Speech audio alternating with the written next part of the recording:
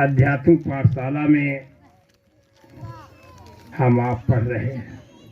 जैसे विद्यालय में बच्चे जाते हैं पढ़ने,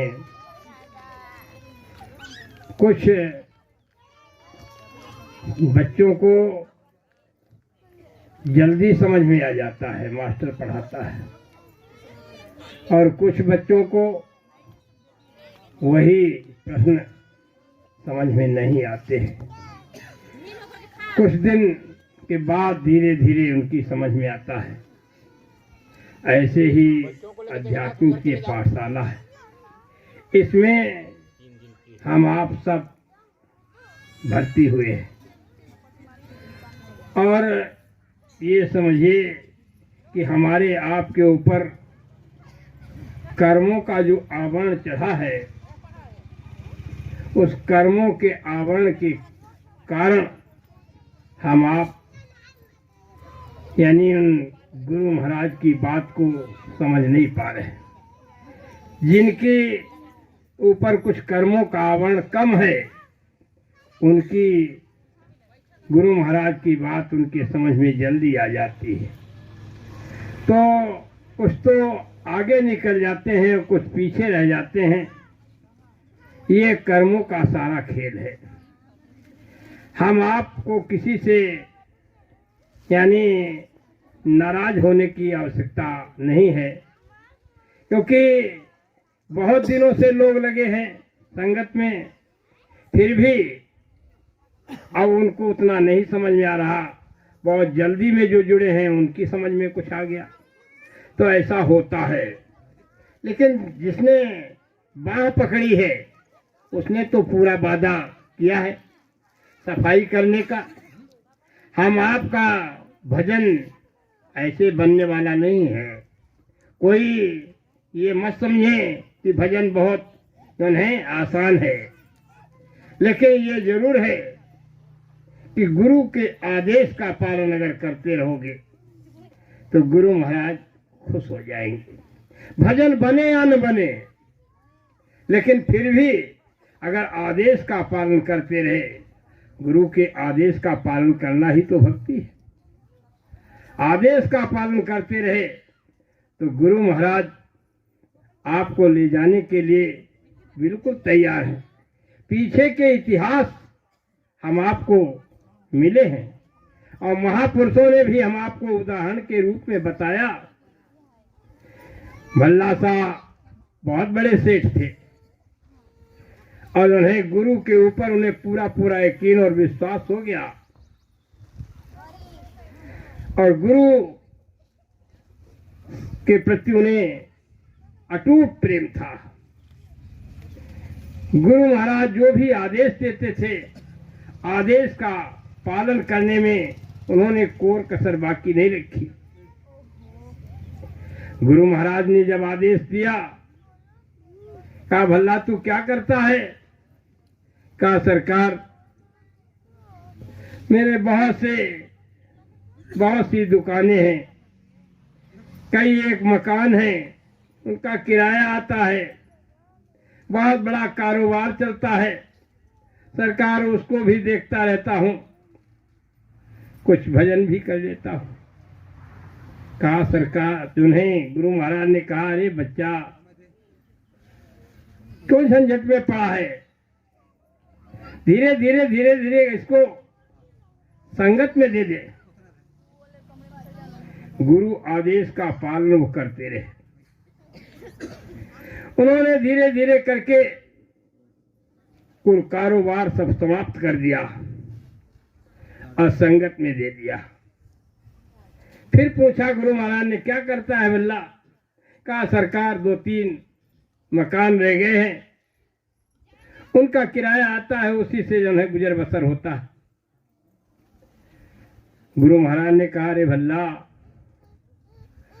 संगत की सेवा में तूने क्या किया?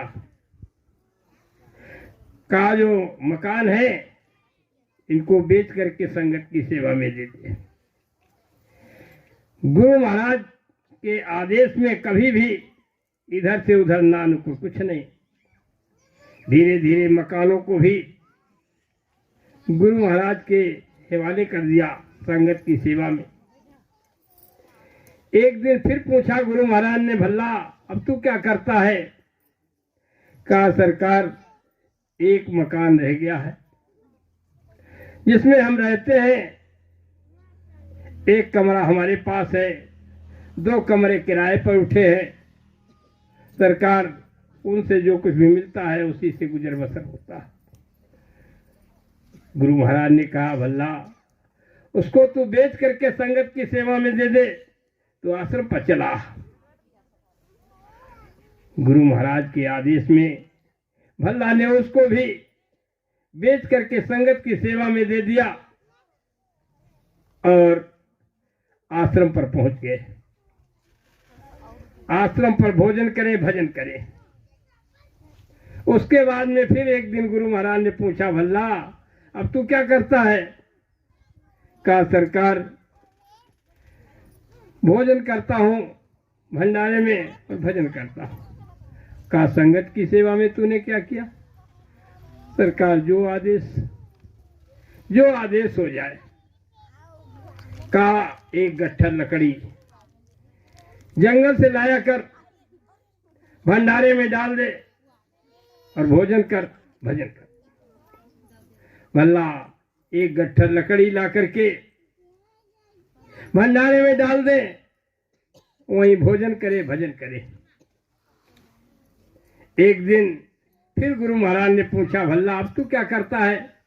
कहा सरकार, एक गट्ठर भंडारे में लकड़ी ला करके डाल देता हूं और भोजन करता हूं, भजन करता हूं। गुरु महाराज ने कहा, संगत की सेवा में क्या किया? अरे जो तूने एक गट्ठर लकड़ी भंडारे में डाली, उसके बदले में तो तूने भोजन कर लिया। भंडारा जो है संगत की सेवा में तूने क्या किया? कहा सरकार, जो आदेश हो जाए। कहा जो 2 गट्ठर लाया कर। अब 2 गट्ठर बना करके जंगल से लाए और भंडारे में डाल दे, भोजन करे और भजन करे। ये कुछ दिन चलता रहा। गुरु महाराज एक दिन उनको अपनी सेवा में लगा लिए। भल्ला ये कर ला, ये कर ला, ये कर ला। आदेश में बराबर लगे रहे। जब शाम हो गई तो गुरु महाराज ने कहा, अरे भल्ला आज तू लकड़ी लेने नहीं गया? कहा सरकार, आज लकड़ी लेने नहीं जा पाया। जाओ जाओ अभी जाओ। तुरंत शाम को भल्ला लकड़ी लेने के लिए जंगल चले गए। 2 गट्ठर बनाए और 2 गट्ठर बना करके सर पर लाद करके ले आ रहे थे। जंगल में अंधेरा हो गया और उन्हें रास्ते में दिखाई नहीं पड़ा। एक कुआं था, कुएं में गिर गया। जब कुएं में गिर गया, अब वो गट्ठर सर पर लादे हुए इतने इतने पानी में खड़े हैं। गुरु महाराज को क्या नहीं दिखाई देता? गुरु महाराज सब जानते हैं।